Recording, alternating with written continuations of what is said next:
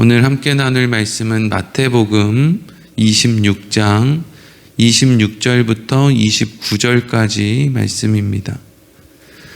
마태복음 26장 26절부터 29절까지 말씀 한 목소리로 읽겠습니다. 그들이 먹을 때에 예수께서 떡을 가지사 축복하시고 떼어 제자들에게 주시며 이르시되 받아서 먹으라, 이것은 내 몸이니라 하시고, 또 잔을 가지사 감사하기도 하시고 그들에게 주시며 이르시되 너희가 다 이것을 마시라, 이것은 죄 사함을 얻게 하려고 많은 사람을 위하여 흘리는 바 나의 피 곧 언약의 피니라.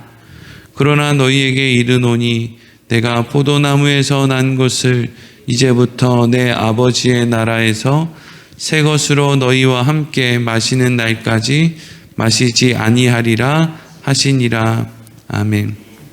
오늘은 성만찬의 의미라는 제목으로 말씀을 나누도록 하겠습니다. 예수님께서 이제 마태복음 26장에 들어와서 이제 크게 예수님께서 두 가지의 일을 지금 이야기를 하고 있습니다. 예수님께서 첫 번째로 겪으신 일은 이제 한 여인이 예수님에게 와서 향유 옥합을 깨트리고 예수님의 장례를 이제 준비했던 그러한 일이었고요.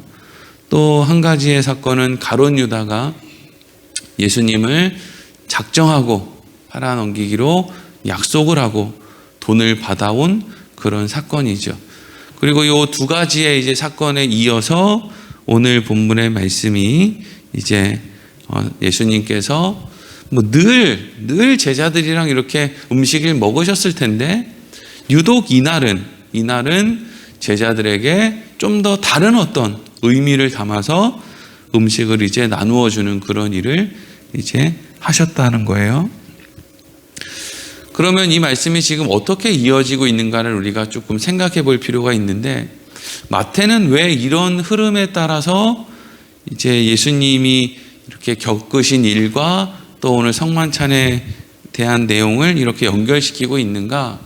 우리가 이제 이 앞에 나오는 두 가지 사건을 통해서 우리 그리스도인들 혹은 이제 하나님을 뭔가 믿을까 말까 하는 그런 어떤 경계에 있는 사람들, 이런 사람들에 대해서 참 우리가 얼마나 어리석고 연약해서 우리에게 예수님의 십자가가 필요한가 하는 것을 지금 이야기를 하고 있음을 알 수 있습니다.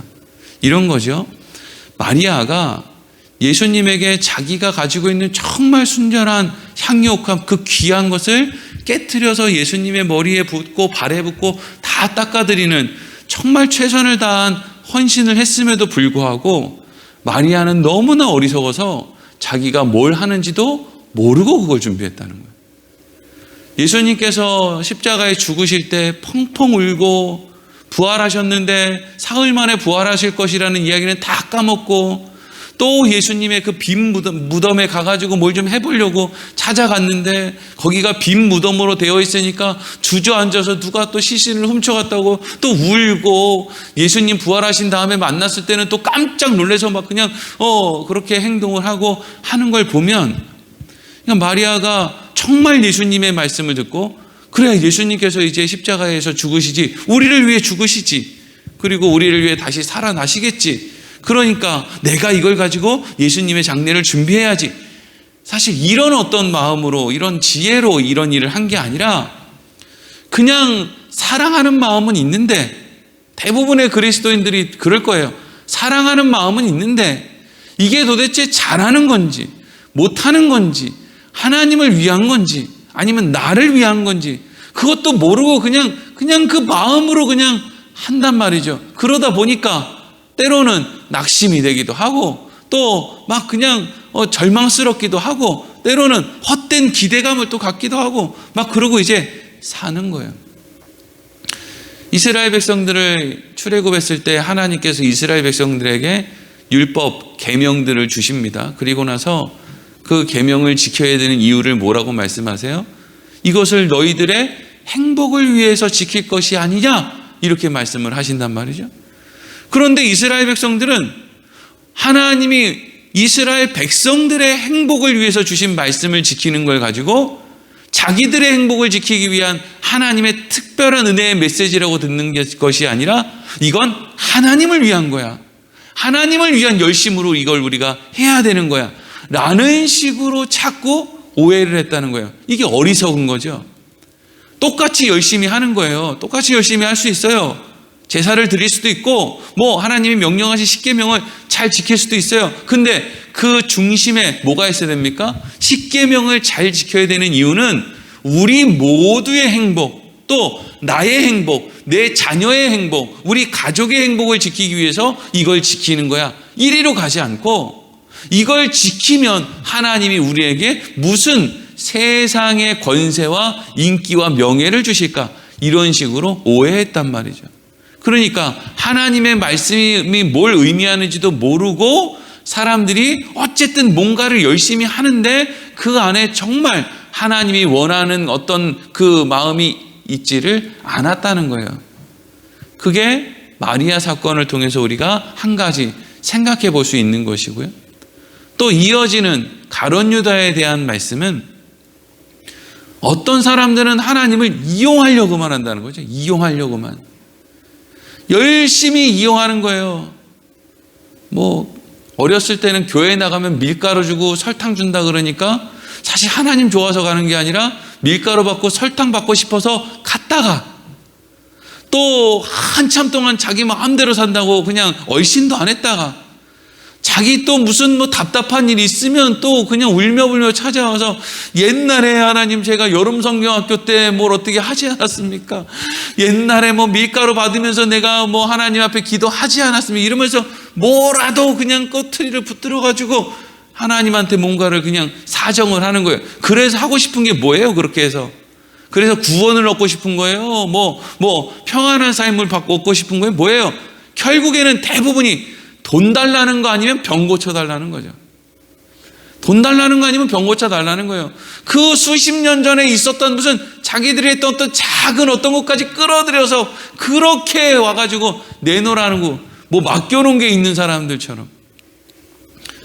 네, 교회 나와서 하나님한테 뭘 그렇게 맡겨놓은 게 있는 사람들처럼 하는지.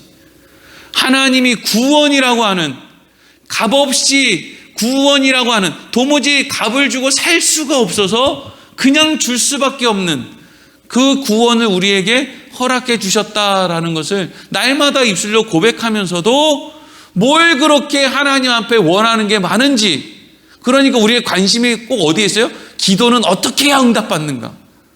어떻게 내가 말을 잘못하면 재수 없어서 내가 뭐가 좀 잘 안 되는가? 또 뭐가 있어요? 거기에만 관심이 있죠.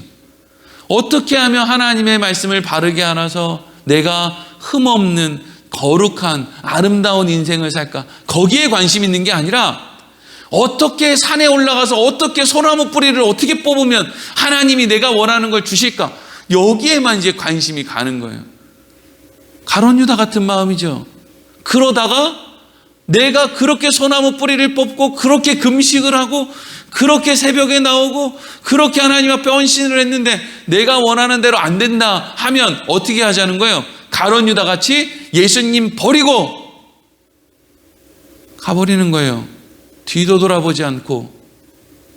팔아버렸다는 게 뭐예요? 팔아버렸다는 게 예수님을 팔아 넘겼다. 나 필요 없다 이거죠. 난 필요 없어.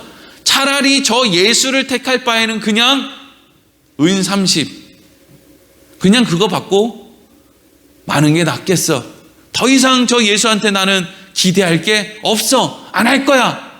그래서 여러분 신앙생활 열심히 하던 사람들이 뭐가 안 맞으면은요 금방 무당 찾아가고 금방 어디 절에도 가고 아니면 자포자기해서 그냥 나자빠져가지고 난 몰라 이러고 그냥 냉랭하게 사는 사람들이 많죠.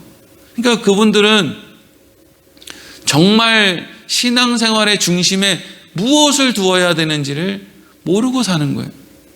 여러분 물론 우리가 하나님 앞에 우리의 필요를 구할 수가 있어요. 왜? 아버지시니까. 예수님도 일용할 양식을 구하라고 했으니까 우리가 일용할 양식을 구할 수가 있지요. 그런데 어떤 아버지가 자식한테 너는 하루 종일 24시간 일용할 양식만 구해라. 이렇게 하는 사람이 어디 있어요? 일용할 양식은 정말 아빠 나 배고파요. 이거 한 번이면 끝나는 거예요. 그리고 나서는 아버지의 뜻대로 어떻게 하면 내가 훌륭해질 수 있을까? 아름답고 멋있어질 수 있을까? 이리로 가야 되는 거지. 우리가 어떻게 하면 아름답고 멋있어질 수 있을까? 이리로 가는 게 아니라 하루 종일 밥 달라고 그냥. 이미 배가 터지려고 하는데 계속 밥 달라는 거예요. 얼마나 더 줘야 되냐는 거예요. 얼마나 더. 그래서 예수님께서 자기가 무엇을 하는지도 모르고 그냥 열심을 다하는 어리석은 인생들, 또 하나님을 그냥 이용 대상으로만 알고 여차하면 도망갈 준비를 하고 사는 것 같은 그런 인생들에게 오늘 본문 말씀에 뭘 이야기하세요? 26절에서 28절 같이 읽겠습니다. 시작. 그들이 먹을 때에 예수께서 떡을 가지사 축복하시고 떼어 제자들에게 주시며 이르시되 받아서 먹으라, 이것은 내 몸이니라 하시고 또 잔을 가지사 감사기도 하시고 그들에게 주시며 이르시되 너희가 다 이것을 마시라, 이것은 죄 사함을 얻게 하려고 많은 사람을 위하여 흘리는 바 나의 피 곧 언약의 피니라. 아멘.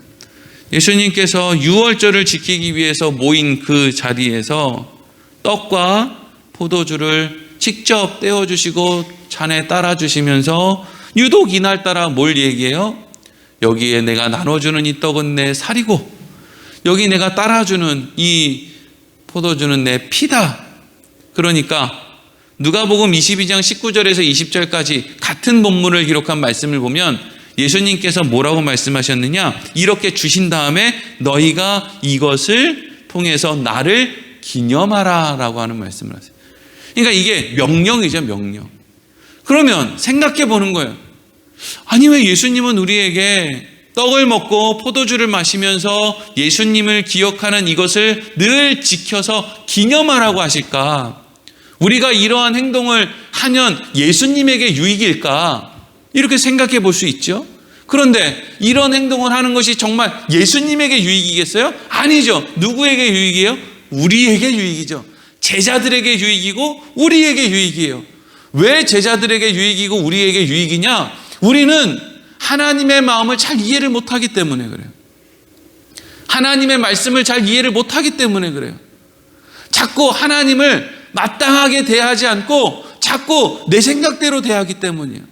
그래서 이 성찬을 통해서 우리는 뭘 알아요? 우리가 예수를 먹었다는 거죠.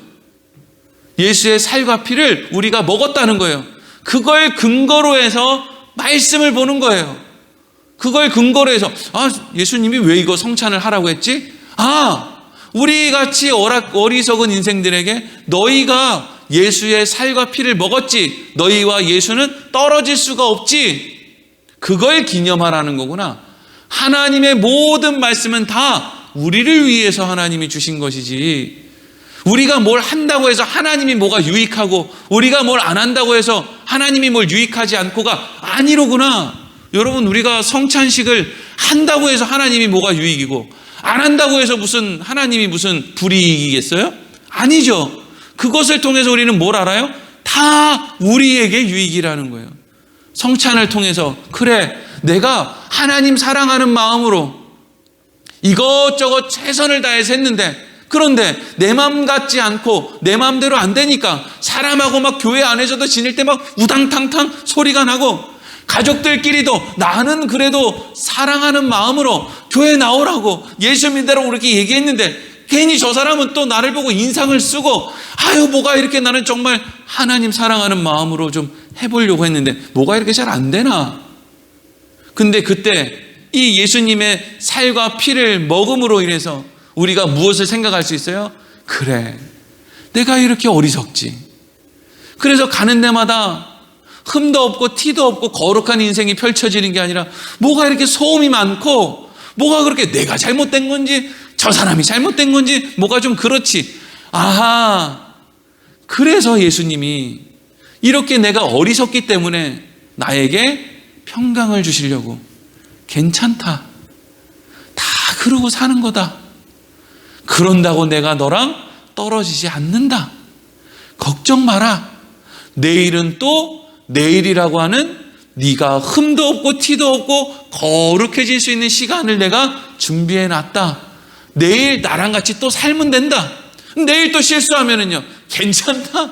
모레 또 나랑 같이 살면 된다. 이게 여러분 우리 인생 가운데 우리가 주눅들지 않고 매일매일 주눅든다는 것은요, 내 감정을 핑계로 뭘 안 하겠다는 고백이에요. 주눅이 든다는 거. 나 이제 못하겠어. 나 같은 사람이 뭘 할 수 있어? 근데 예수님은 어떻게 해요? 괜찮아. 너 같은 사람도 할 수 있어. 내가 너와 함께 하잖아. 네가 날 먹고 마셨잖아. 내가 너와 떨어지지 않잖아. 그러니까 내일 또 그 일 할 수 있어. 이것을 가르쳐 준단 말이죠. 그리고 가룟 유다와 같은 생각을 가진 사람들에게 이 성찬, 예수님의 떡과 피를 마시는 그것은 뭘 의미하는 거예요? 내가 더 좋은 걸 주려고 해. 더 좋은 걸. 네가 지금 원하는 그거 말고 더 좋은 걸 주려고 하는 거야. 그래. 그래서 너희가 예수님의 살과 피를 마시면서 그것을 기념해야 되는 거야. 그것을 기념할 때마다 뭘 우리가 생각할 수 있어요? 그렇지. 정말 가룟 유다가 원하는 것, 세상의 명예와 권세와 인기를 주었으면 그것이 가룟 유다에게 유익이었겠느냐는 거예요. 물론 가룟 유다는 뭐 자기가 그냥 도망가고 죽어버리고 사라졌지만 모든 가룟 유다와 같은 생각을 가진 사람들에게 말이죠.